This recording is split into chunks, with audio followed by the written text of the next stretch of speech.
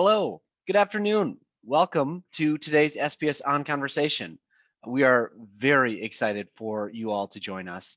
Today, our topic is going to be how European retailers and suppliers are equipping their sales teams with data insights. We're going to explore how data-driven suppliers empower their account reps and transform the buying process with analytics. Today, you'll hear from some retail industry experts from Puma, the Oberhelp Group, and of course, SPS Commerce. My name is Danny Schmitz, and I'm a trainer here at SPS, and I'll be your host for today. I'm super excited for it, and I'm here to make sure that everything runs smoothly and that we can answer all of your questions and wrap up on time. We are going to have a live Q&A at the end of the session, so if you have any questions throughout the whole process, go ahead and drop that in the Q&A bar on the bottom of your Zoom, and we'll be able to get to those at the end of the show. All right. Let's jump into it. I think it is time for us to meet our panel. First, joining us today, we have Fabiana Deleva, who is a business analyst at the Oberhelp Group, the supplier known for brands such as Saleva, Dynafit, Pomoca, Wild Country, Evolve, and Lamont. Hello, Fabiana. Hi, thanks for having me. And next, we have Tom Robinson, the head of business operations in the UK and Ireland at Puma. Welcome, Tom. Thank you, good to be here. Next, we have Courtney D'Onofrio, an analytics expert at SPS Commerce with more than 10 years working with retailers and suppliers across North America and Europe. Great having you here, Courtney. Hey, Danny, thanks. Nice to be here. And finally, we have Nicole Daly, a senior retail intelligence manager at SPS, who trains and coaches many European suppliers on how to get the most from their SPS Commerce analytics. Welcome, Nicole. Thanks, Danny. All right, to start us off, I'm going to hand it over to Courtney. Courtney, take it away. All right, thank you, Danny. And hi, everybody. We are excited to have Fabiana from the Oberhelp Group here. And thanks for joining us today, Fabiana, to talk about your business and how your sales teams are using point of sale and inventory data. So to start, can you tell us a little bit about the Oberhelp Group and your role? Yes. The Oberhelp Group is a family-owned company which owns 6 mountaineering brands distributed in 65 countries and employing about 700 employees with offices across Europe and the United States. We drive the distribution across direct employees and in a few cases, like in the Nordics, across distributors. My role within the company is to support planning and sales analysis for our own brands, every brand with its own specific features and data structure. And my activities include data analysis, standard reports, monitoring of online retailer pricing, price list creations, and also sales process optimization. I'm working in direct contact with the wholesale director and with all the sales managers to help them with customer insights like pre-order numbers, reassortment rate, or order cancellation rate, just to name a few. It sounds like you and your sales teams are pretty well connected then. Can you describe how you're using the sellout and inventory data from SPS to equip your sales teams with insights and opportunities? And also a little curious about what types of requests they have for you as a business analyst. Let me first say that most of the analysis that I usually make are based on the selling data, except for our own monobrand retail stores and some other small exceptions. We have quite recently started with the collaboration with SPS. We are at an entry point, but we have already started to share data internally. And the most relevant part for us is for sure the performance analytics section, because it's written and it shows data in our own language based on the Oberhelp item master, and everyone in the organization can easily read them. Moreover, every item has its own attributes, such as color, sizes, collection seasons, and it's fundamental that at SPS is showing us the structure. We rely on the pre-built dashboards, especially One of them is the general overview dashboard to understand how the business has performed the last week, season to date, and year to date, for example, and how are the overall product families such as apparel, footwear, or ski performing in this case.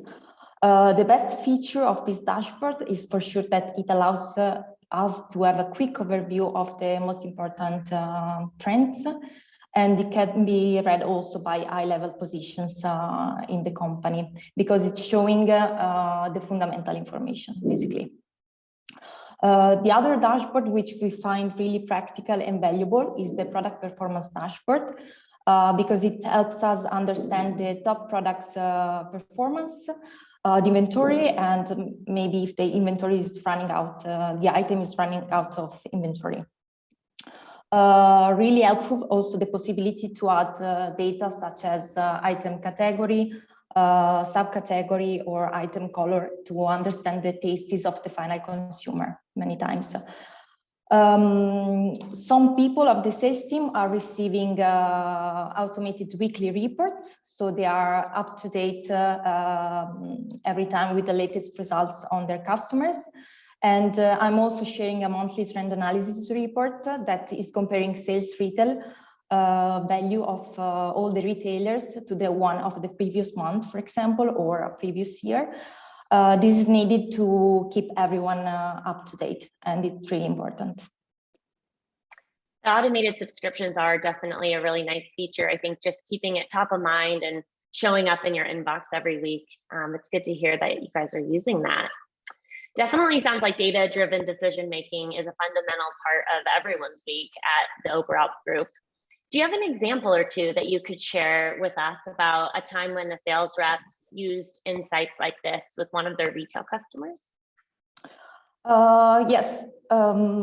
Let's say that we can assist customers in their choices, and we can also support our cross-merchandising decisions and proposals to the retailer, looking at personal facts and sellout data. Because, for example, the sales manager is in a meeting with a customer and he knows that he has bought an item from a specific collection and it had a great success.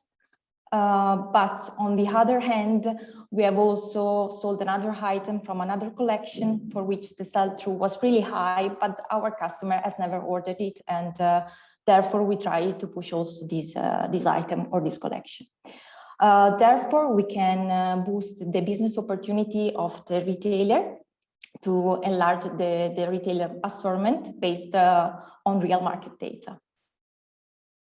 I think that's such a good point and really a testament to how collaborative the relationship is becoming between retailers and their suppliers, and how you're really seen as a trusted advisor. I mean, you of course know your brand's best, and being able to bring insights like that to them, I think is so key.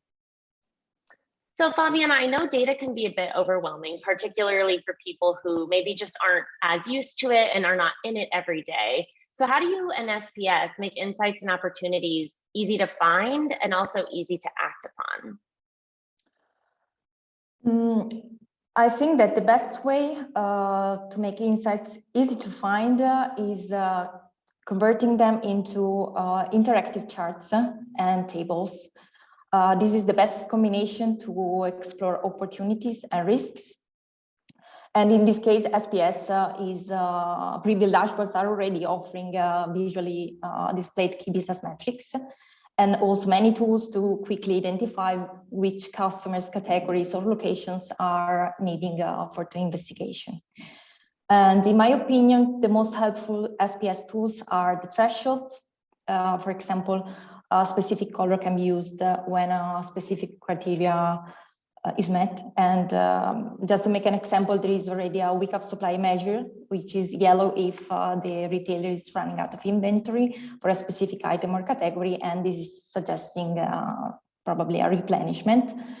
And of course, the indicator should be always taken together with other measures to help implement the correct actions. And if I find it useful, in addition, also the filter condition that is allowing you to drill down and filter also information that meet the criteria entered. So data can be viewed from different perspectives or in more detail. We have a condensed presentation of the figures, and therefore the heading information is there. That's fantastic, Fabiana. You definitely are seeming to maximize the tool already, even being a bit new with using it, as you had mentioned before.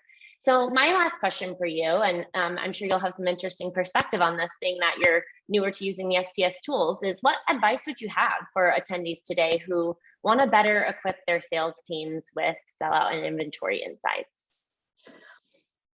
My advice is to use KPIs that everyone can understand, because it's important for the sales team to know exactly what numbers are representing. Because there are many metrics, and each one is valuable, but only with the knowledge of what has been tracked. And therefore, it's always important to keep one source of truth that can grant them correctness and reliability.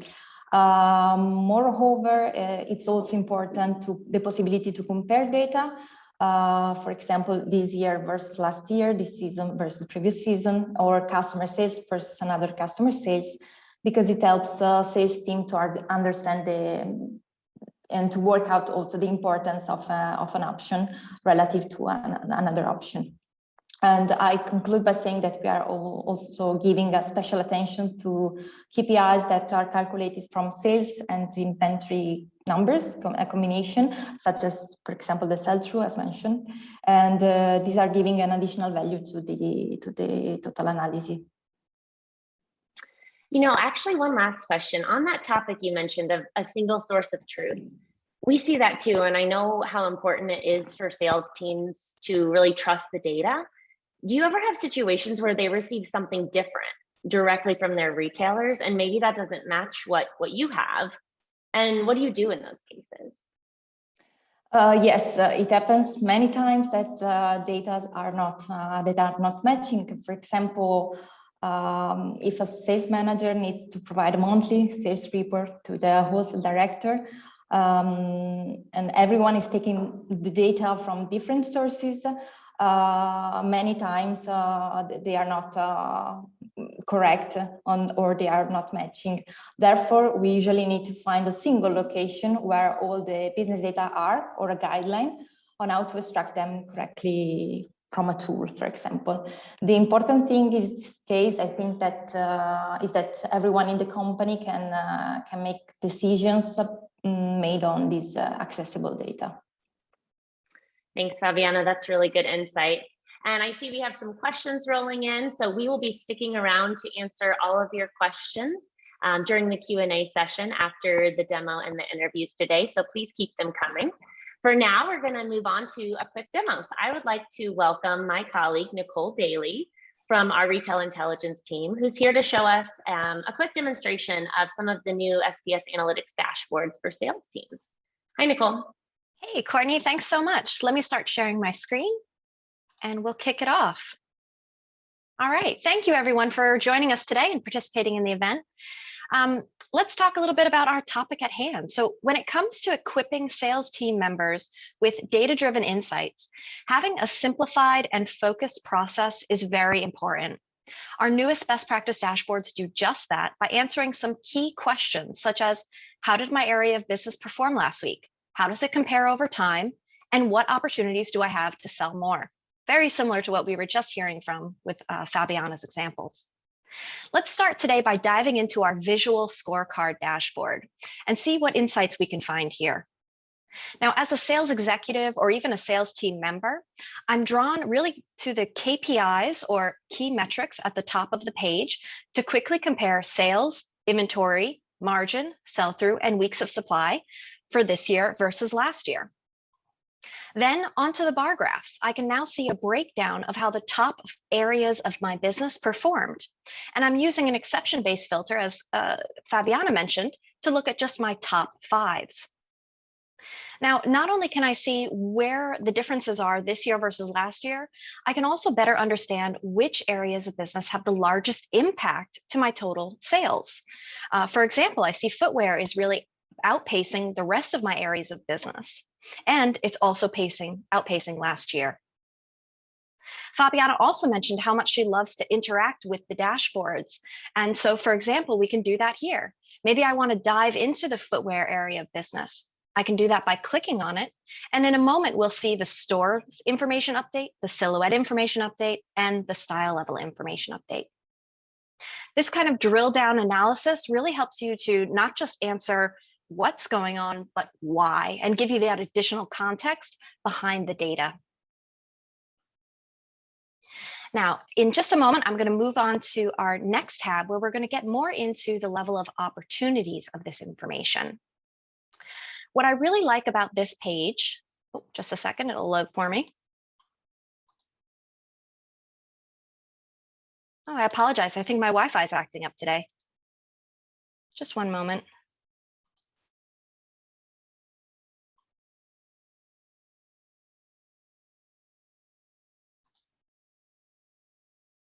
Okay. All right, as I do that. So when we kind of continue to go through this dashboard, we're going to be able to see the different levels of how sales and inventory break down by different groups. Fabiana also had made mention of how important it is to be able to see those opportunities really quickly and carefully, to be able to have your teams be able to make decisions based on that data. So in just another moment, I'm going to have that pulled up for you. Again, I apologize for my Wi-Fi today.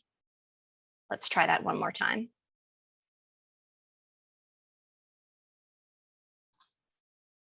All right, great.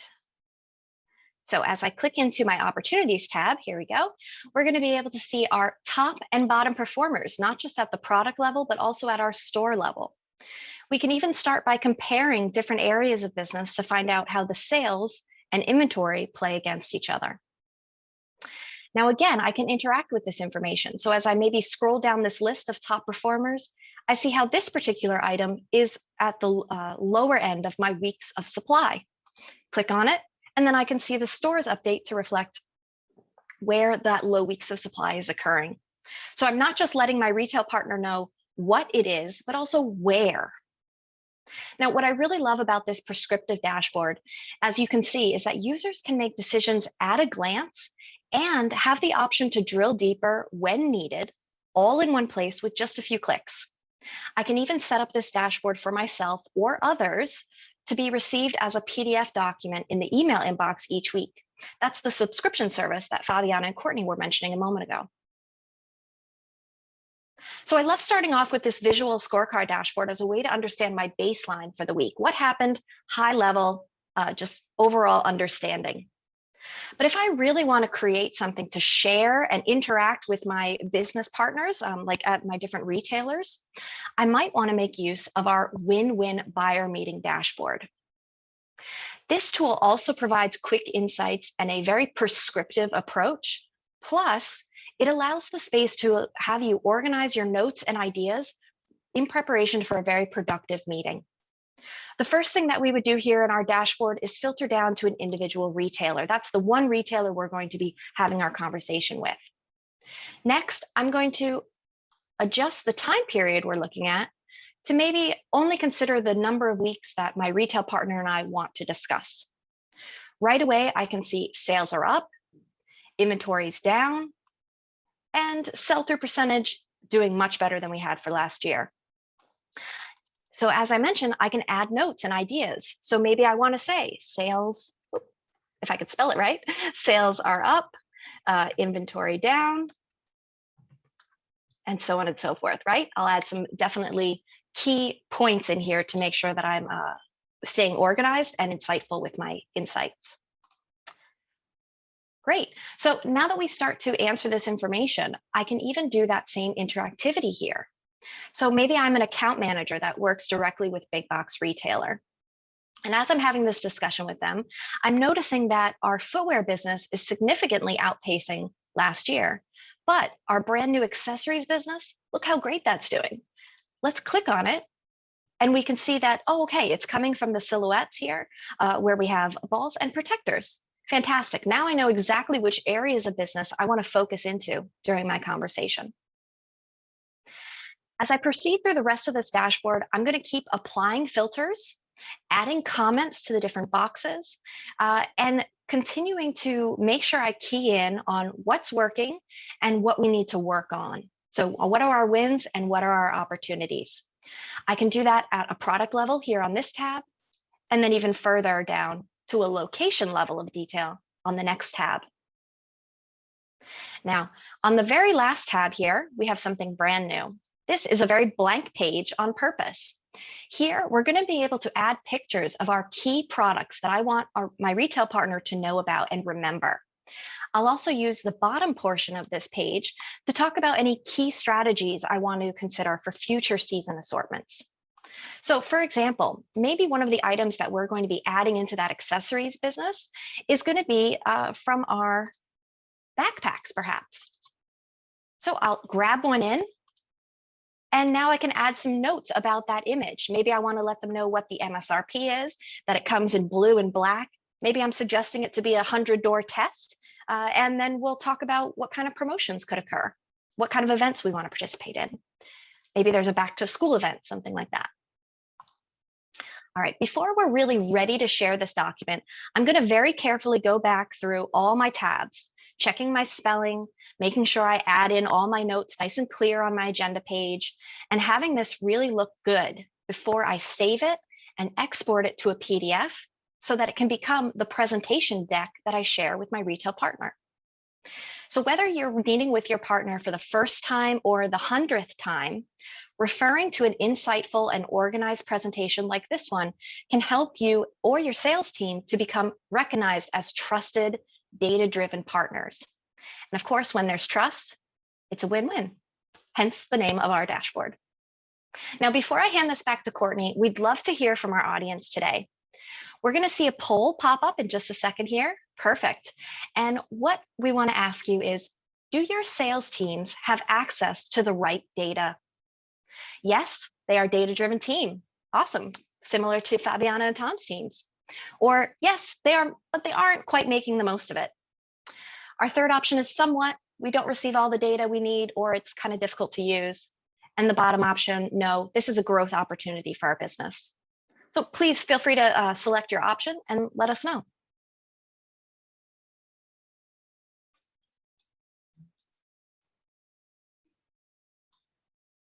All right. All right, let's see our results, Kirsten. Interesting. Okay, so it looks like 50% of you said somewhat. We don't receive all the data we need, or it's difficult to use. And you know, this is a very common challenge that we see across SPS, and for many of the European customers that I've helped to bring from, you know, the very start of their engagement through where they are today. And I think what a lot of them would tell you is that they're really happy to have SPS and a team of experts who can kind of consult and lead the way with industry best practices to help bring the team up to speed. SPF offers an entire arrangement of training and consultation services that can make sure your questions are answered and your business needs are met. Definitely feel free to connect with us after the call today, and we'll help you to find the right solution. All right, I'm going to be handing it over. I think we have Courtney and Tom next for another interview.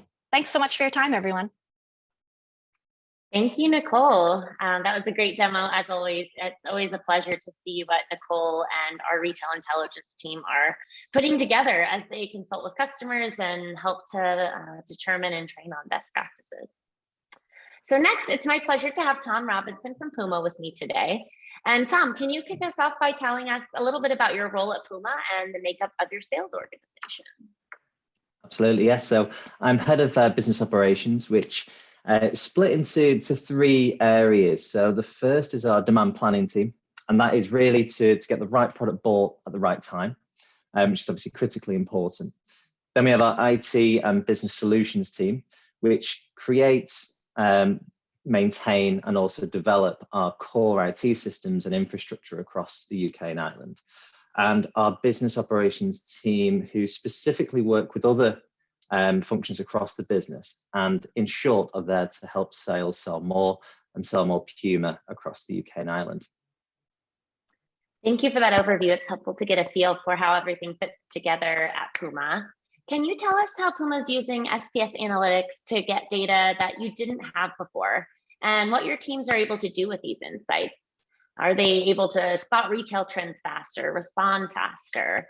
Maybe a little bit on that topic. Absolutely, yeah. So the data we get through SBS allows us to just go to that next level down of data granularity. So we can see now at the store level, at the size level, and really to pinpoint when activations of marketing are working, which stores are performing well or not so well. Obviously, given the situation, store closure is very, very important that we have the right product in the right stores, and working with retailers who supplies of that information to really plan as a partnership their business with us as effectively as we can. So the data allows us really to get to that real individual size level. A lot of trends can be masked at, if you like, an aggregated high level. So this just allows us to really get to really the interesting, really granular data, which we all like. I think as well as that, we also have the need of top line reporting, you know, to look at a micro trend or the full macro view of how well we're doing.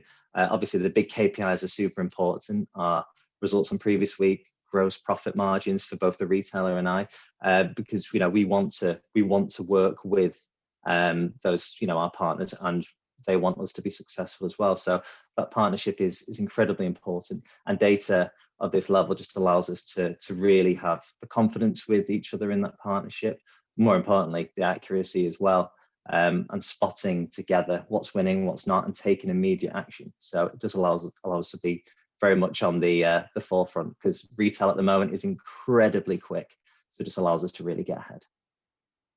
Incredibly quick and incredibly unpredictable. You nailed it. I think this past year has really shown the need for data and being able to quickly react as situations are changing and stores and countries are opening and closing and reopening again. So I have a question around coverage. What % of your retailers are sharing data with you today when you look at the total Puma business? And maybe if you can explain a little bit about the differences in the relationship or just kind of the business outcomes for the ones that do share good, solid data and the ones that don't. Absolutely, yeah. So in the UK and the sporting goods industry, we have a small number of strategic accounts which represent a very large proportion of our turnover. So just focusing on the turnover point, it's around 70% of our retailers share with us this POS data in a number of manners, and it truly just allows us to really get through some significant, to spot any significant challenges, to spot anything very, very earlier on. I think the differences in data, having very top line data allows us to sort of see how well we're doing. It's almost a little bit out of date because it's at such a high level. Having the very, very much, like I said, this granular level just allows us to start looking at trends even before they're there. And having certain data from our larger accounts does allow us to actually see things a little bit earlier, but be able to present back to the customers, be more compelling in presentations and meetings, and truly for them to see that there is that partnership there, which is key. Yeah, those are all really good points. I think you've told me how you and your team really appreciate the dashboards and the insights and just the depth of the data that you're able to get through SPS, and just how you can kind of direct your attention to opportunities. So can you share how this works at Puma and a few examples of some insights that have impacted your sales team's capabilities? Yeah, totally. I think whilst granular data is obviously very useful for, we've got a team of analysts who absolutely love the detail and also can provide it in a way which is a call to action as well.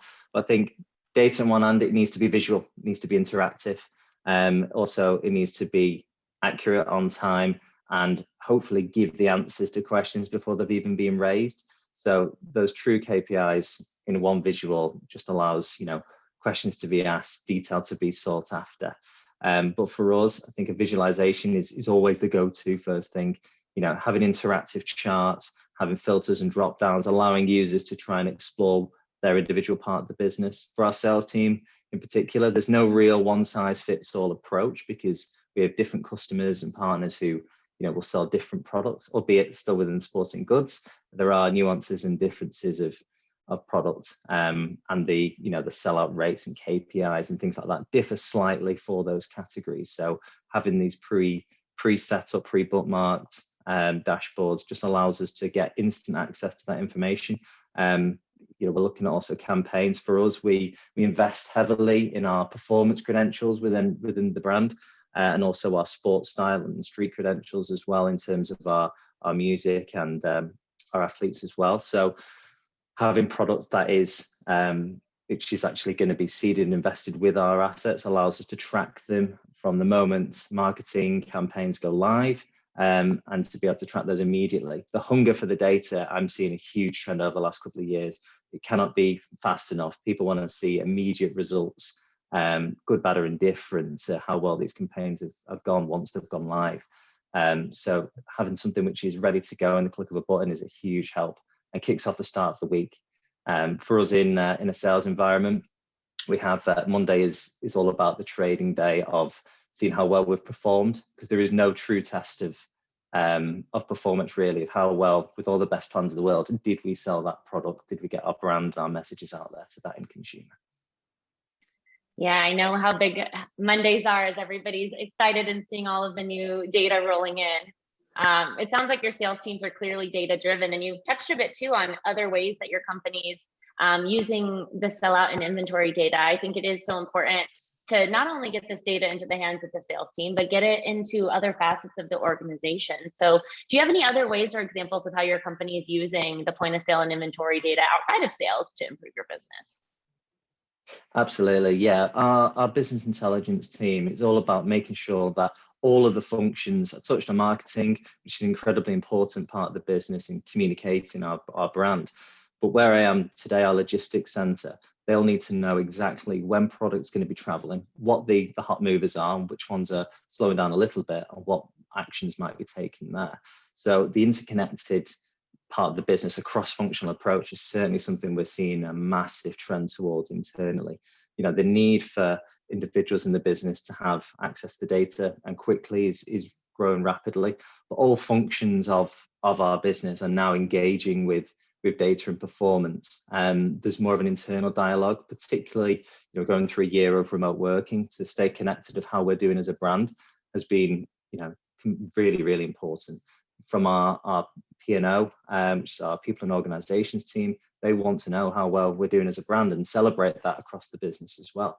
And like I touched on, our operations team here in terms of logistics and supply chain is critically important, but just allows people to have the context of, no matter what the role in the business, that they're part of something which is hopefully landing apparel on people's backs and shoes on people's feet and celebrating the brand. It's so great to see the hunger and excitement around the data coming from Puma, and I'm glad that you guys are really maximizing it across the business. So one last question for you before we go into the Q&A segment today. Tom, what advice would you have for those on today's call that are considering how to better boost their sales team's performance with data insights? Totally. My advice would be, and it's more of a rule really, what I go by is you cannot have too much data. The interpretation and one thing and skimming through it and getting to what you need, but as a rule, for me, you cannot have enough data. So the more data that allows us to make better decisions, the better. Obviously, we need tools and ways of using that data and making it actually useful. But yeah, for me, you cannot have enough data. And if there is an option to get that information, it's a worthy investment, provided it creates that call to action, which is what all businesses need. Agreed. Thank you so much, Tom. And also thanks to Fabiana. We've covered a lot of ground so far, but I see we have some live questions coming in from our audience. So why don't we pivot over to that section? Danny, can you take us into our Q&A? Yeah, absolutely. So it looks like we have quite a few questions coming in. So again, if you have any other questions that you'd like any one of the panel members to answer, go ahead and drop that in the Q&A down at the bottom, and we'll get to that.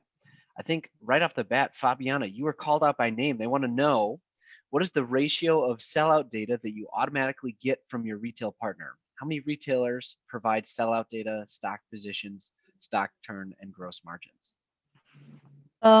Actually, it's different from retailer to retailer, because we have some retailers that are sharing also sales retail data. And this is really important because we can understand the discount that they are making on our items, and also the average unit retailer price. So it's really important, but not any of them is sharing maybe margins or even inventory data. And we have actually not so many retailers, but they are now covering a great part of our turnover. And that's it. We would like to improve the data coverage for any of them, but it's not always easy to get any data that we need. Awesome. Tom, we have a question here. Can you share how you keep the Chinese wall between your DTC and wholesale team in order to stay safe towards EU compliance rules? Sure. I'm not 100% sure of the question, but if it's related to GDPR and data protection, it's obviously critical we have a method statement of what we're doing with data to make sure we can't share personal identifiable data with the rest of our business. And the same thing applies with sellout data.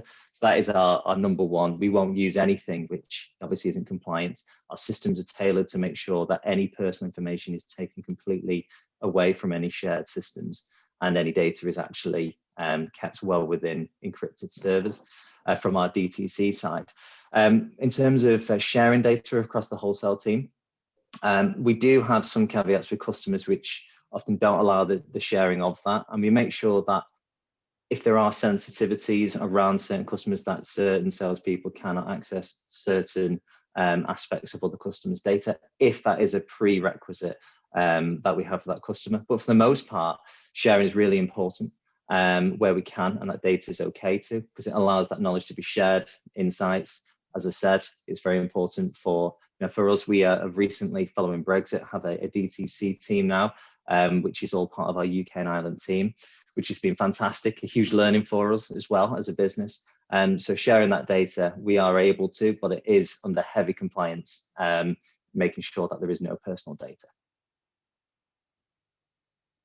Yeah, I know with GDPR, at least with the sellout and inventory data, the level of granularity that we get at a product level is down to the EAN level, and at a location level, it's down to a store or perhaps a postal code. If it's a digital retailer, we do have a few that share it at that level, but we don't have any type of consumer personally identifiable information in the sellout and inventory data. So in terms of GDPR, it's really not as applicable from that perspective.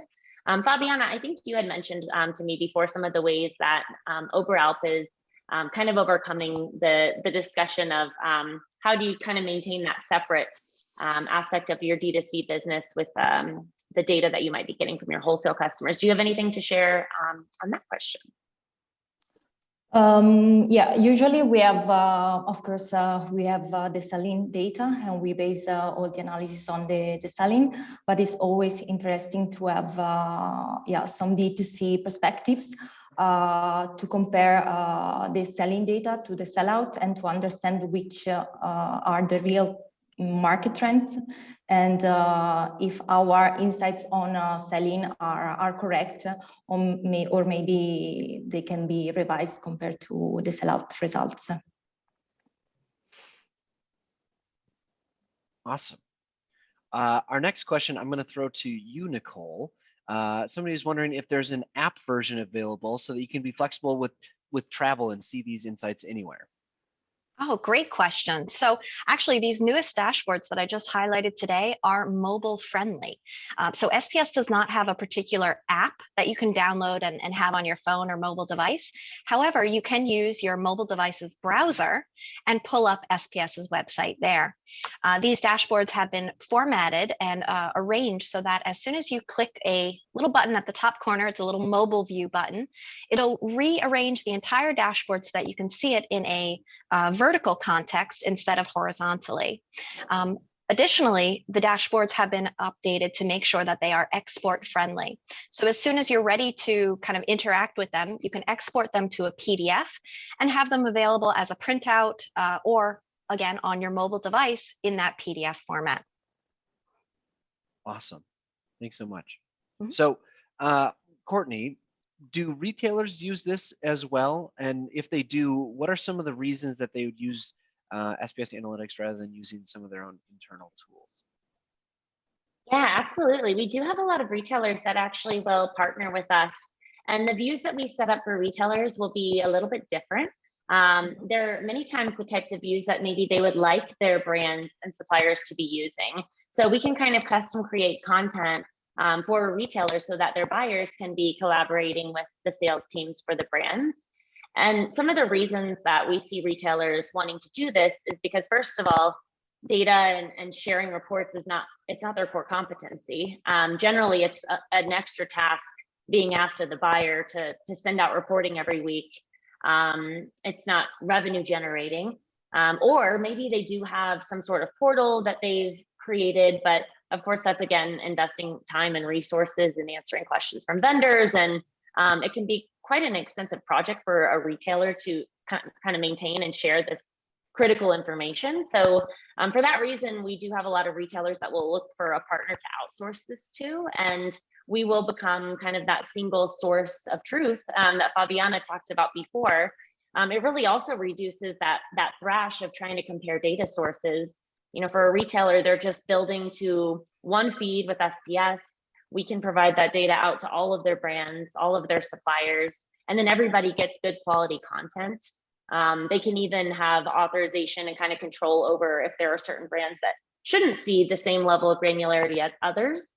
We have the capability to filter down to that. So there's definitely a ton of benefits for retailers as well. I think for suppliers, it's more that normalization and seeing all of that data in a consistent format and giving them insights. Whereas for retailers, it's let's let a partner that's an expert in this handle this. And give our suppliers tools that are going to be better than just some Excel file that gets sent through an email each week. Yeah, and you know, Courtney, you made a great point too of mentioning kind of the customizations that we do. So it's not just a customization for the retailers' internal teams, but also customization so that they can let their supplier community know these are the metrics that are most important to us. These are the things we want you to look at and come back and kind of have those more productive conversations about. The other thing I think retailers really appreciate when it comes to you know, using the data and sharing the data here is that SPS will also train your supplier community. So if you need to know how to not just log in, but how to look at the data, how to understand it, how to create decisions and call to actions on the data that you're looking at, SPS can kind of take all of that on board. Well, that's just a spectacular transition, Nicole, because I was just about to ask Tom, how did you train your sales teams on the data, and like how do you guys use them in your meetings and conversations today? Yeah, I think a lot of our sales teams, when they're entering into discussions with retailers and our partners, they often, or the retailers are often expecting to talk in their own language, what they call their departments. Certain buyers, for example, will only buy a specific category. So for them, it's everything. For us internally in our systems, we can often have a slightly different classification name. So using the SPS data, we can talk in the retailer's language and our own and talk about the same things. But in terms of training of that, because it is such a high expectation in those meetings at any point, to be able to confidently talk about the same thing, because they're seeing the same information on their systems as we are on ours. So we'll do training on the KPIs, some retail maths to really make sure everyone's got the confidence of how things are calculated. And the team will work specifically with any new starters either coming outside of the industry or very experienced from other brands coming in, to make sure that we are talking the same language, we are understanding what these KPIs mean, and really what to look out for as well. As I touched on, certain retailers have slightly different KPI metrics for let's say some sweatpants, for example. We'll have a figure in mind of what we expect to sell every week, but a £250 football boot, for example, we're obviously going to sell fewer of those by comparison. So it's just looking out for what really is driving that retailer, what are their KPIs, because we want to obviously make sure that we're on track with those.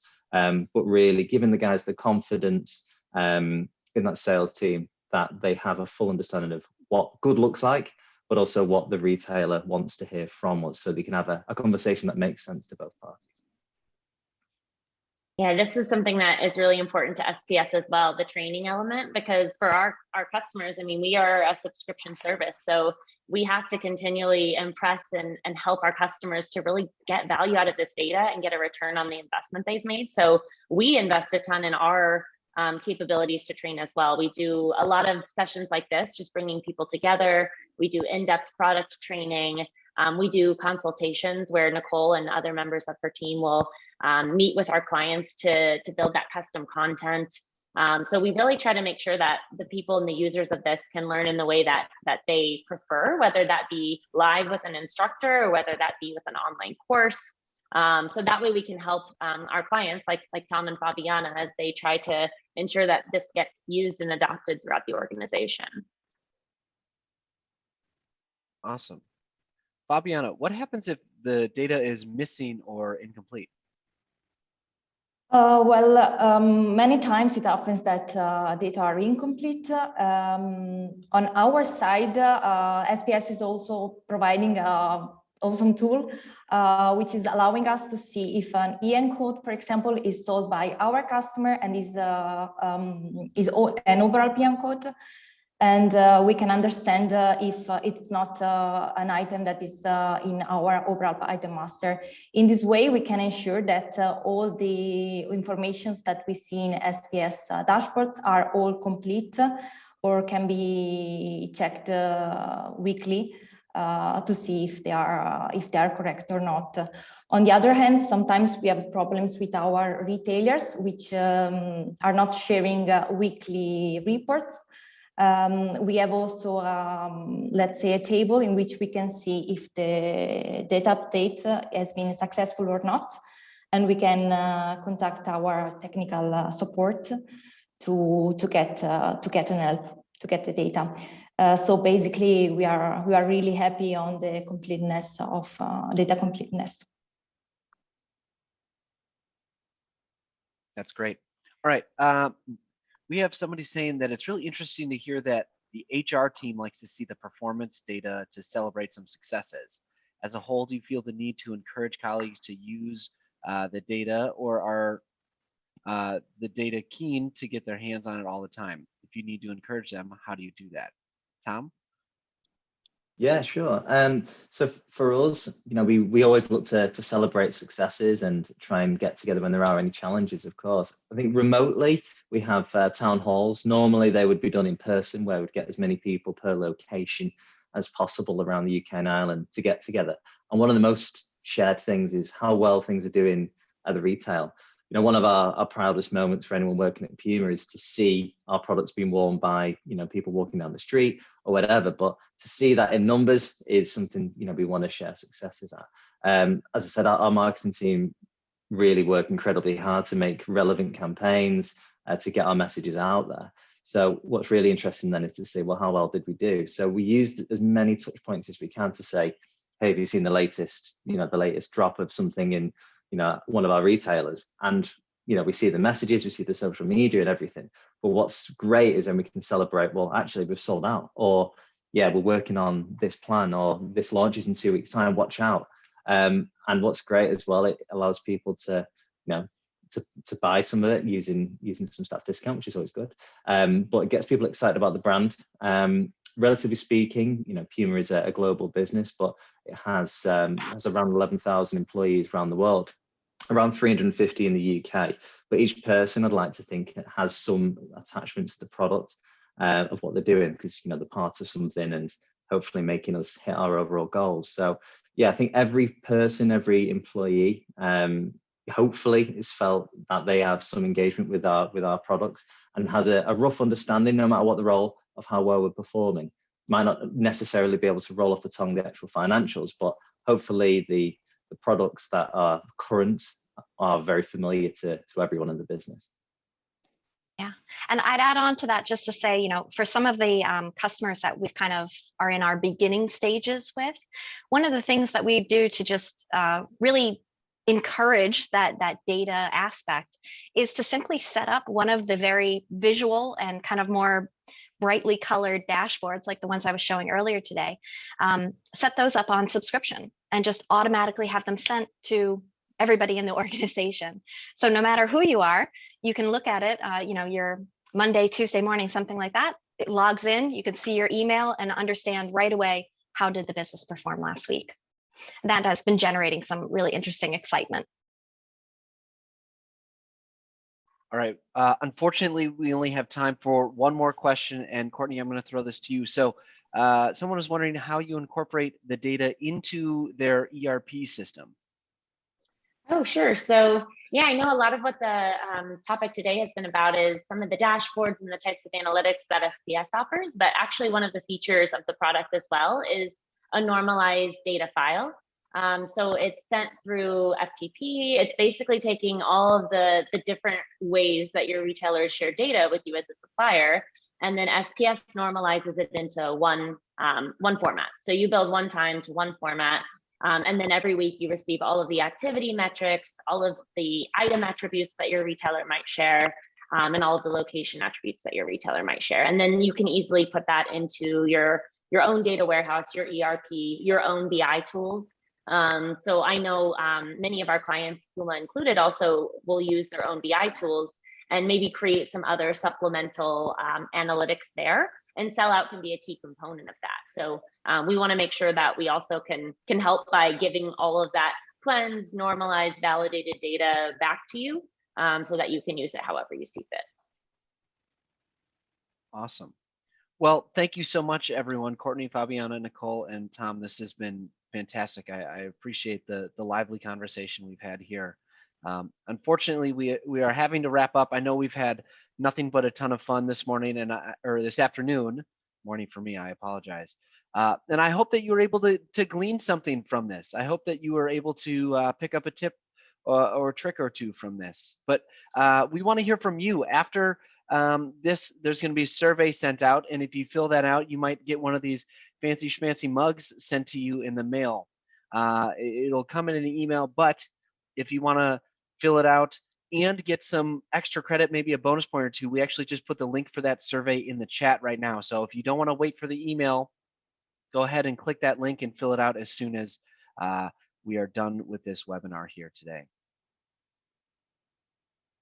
Our next On Conversations are going to be in September and October of this year. So watch out for an email coming in August, launching these next couple, learning about the different functionalities within our analytics solution through reports and dashboards.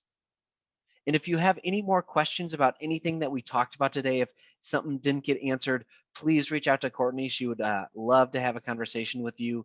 Her contact information is on the screen. Again, thanks so much for joining us. We hope you had a good time and hope you learned something. Have a great rest of your day.